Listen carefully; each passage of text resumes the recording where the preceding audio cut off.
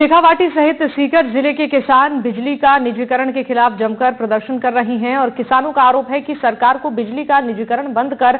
MFS की फसल की खरीद करने पर ध्यान देना चाहिए। किसानों ने बकाया फसल बीमा की राशि को लेकर भी सरकार को घेरा। किसानों की लंबित मांगों को लेकर जब किसान सभा के पदाधिकारी से बात की हमारे संवाददाता जगदेव सिंह पवार ने, तो उनकी तरफ से क्या कुछ कहा गया है सुनाते हैं आपको। अखिल भारतीय किसान महासभा और मार्क्सवादी कम्युनिस्ट पार्टी की ओर से कई दफे जो है किसानों की लंबित मांगों को लेकर के धरना प्रदर्शन किया गया। वहीं जो है बीते दिन भी जो है किसान महासभा की ओर से किसानों की जो अनेक मांगे थी, जिनमें बिजली का निजीकरण बंद करने सहित फसल बीमा की राशि देने सहित अन्य कई ऐसी मांगे थी, जिनको लेकर के पूरे प्रदेश में किसानों की ओर से धरना प्रदर्शन किया गया था। इसी के तहत आज हमारे साथ काफ़ी संख्या में स्थानीय किसान महासभा के पदाधिकारी, मार्क्स कम्युनिस्ट पार्टी के पदाधिकारी और किसान भी है। हम इनसे जानेंगे जो ये लगातार प्रदेश में जो किसानों से संबंधित जो आंदोलन किया जा रहा है, किसानों की जो लंबित मांगे हैं उनको लेकर के प्रदर्शन किया जा रहा है कि ऐसी कौन सी जो मांगे हैं जो सरकार को माननी चाहिए। हमने कल भी पूरे राज्यव्यापी आह्वान के तहत किसान सभा ने ज्ञापन दिया है सरकार को, विभिन्न मांगों को लेकर के किसान की जो समस्याएं हैं उनमें सबसे बड़ा सवाल जो किसान के लिए है वो फसल का लाभकारी मूल्य मिले, जिसकी लड़ाई पूरी दुनिया में भी है, देश में भी है। और हमने भी देखा है कि पिछले 13 महीनों तक सरकार ने उस पर समझौता भी किया आंदोलन पे और कहा कि हम एमएसपी पर गारंटी कानून बनाने के लिए उस ओर जाएंगे, लेकिन आज तक उन्होंने एमएसपी पर गारंटी कानून नहीं बनाया। 2 साल से हैं, राजस्थान के परिप्रेक्ष्य में भी देखेंगे, अपने जिले में भी 2 साल से इन अनुदान की जो योजनाओं का पैसा है वो किसान को मिलना चाहिए था, उन्होंने अपना काम कर दिया पूरा, वो आज तक नहीं मिला। इस प्रकार से अगर हम देखें किसान को, तो ना तो उसको एमएसपी मिलती, ना उसको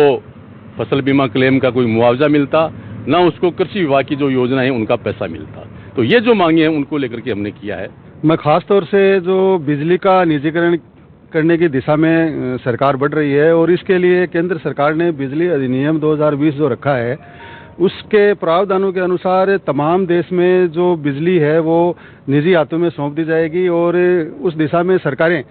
काफ़ी आगे भी बढ़ चुकी है। राजस्थान सरकार भी इस संबंध में काफ़ी आगे बढ़ चुकी है और राजस्थान विद्युत निगम को 5 कंपनियों में बांटा जा चुका है और अब सरकार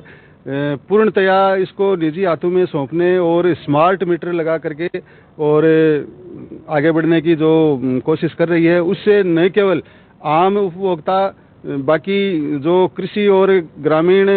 और शहरी क्षेत्र के निम्न आय वर्ग के जो उपभोक्ता हैं वो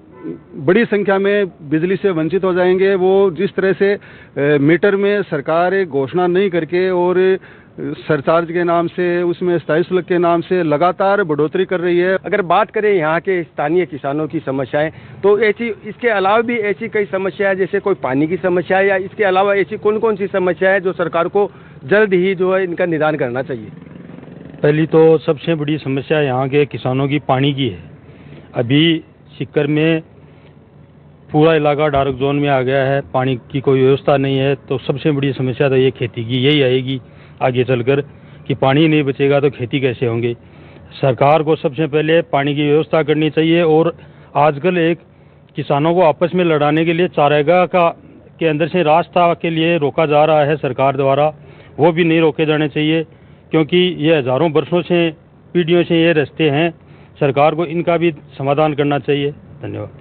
इसके अलावा जैसे यहाँ की और भी स्थानीय मांगे हैं कोई, जैसे और इसके ऐसी कौन सी मांगे हैं जो सरकार को माननी चाहिए कि जिससे किसान प्रताड़ित भी होता है, परेशान भी होता है। किसान बिल्कुल पशु पालता है तो पशु को दूध का भाव